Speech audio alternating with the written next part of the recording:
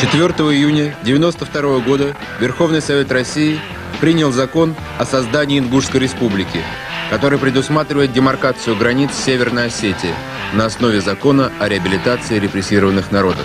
Территориальная реабилитация должна повлечь за собой возвращение ингушам пригородного района, отошедшего к Северной Осетии после их выселения в 1944 году.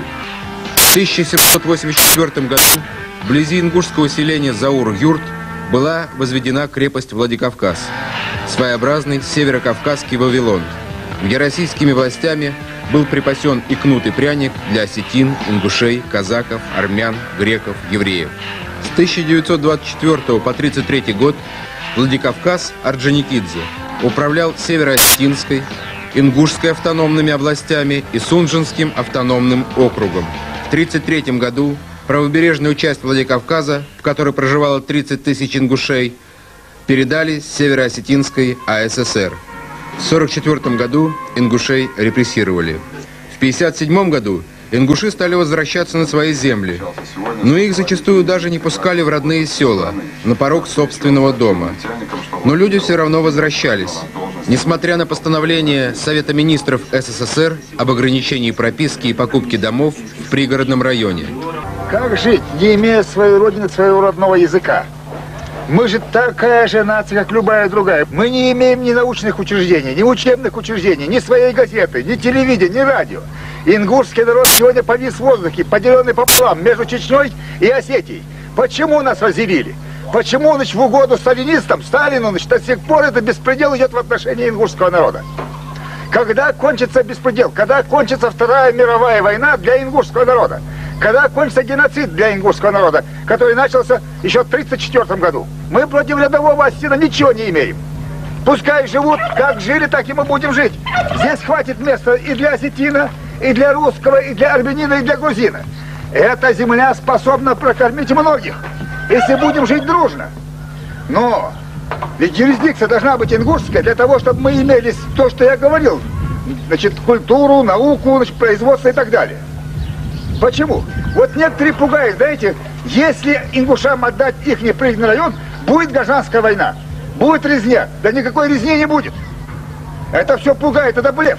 Не надо приговаривать осетинскому руководству. Никакой войны не будет. Ни осетин, ни ингуш, никто не хочет умирать. Но есть же 3 района, которые явно будут ингушскими. Да, но а мне что, холодно и жарко, что там будет? Меня салон совершенно не волнует. Мне не нужна такая республика из 3 районов. Мне нужна республика из 4 районов, и чтобы мой район, пригородный район, который был ингушский, чтобы он был ингушский, под юрисдикцией Ингушетии. Между осетинами и ингушами немало различий. Их языки принадлежат к различным языковым группам. Они исповедуют разные религии, отличаются друг от друга и темпераментом. Ингуши – народ более горячий, категоричный, осетины спокойнее, мягче.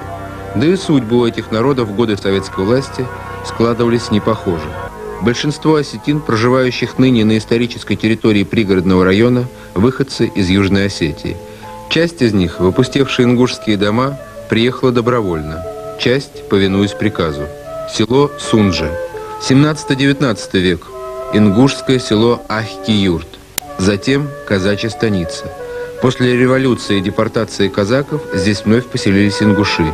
После депортации ингушей село стало осетинским. Ингуши называют Тарскую Ангушты, сердцем Ингушетии.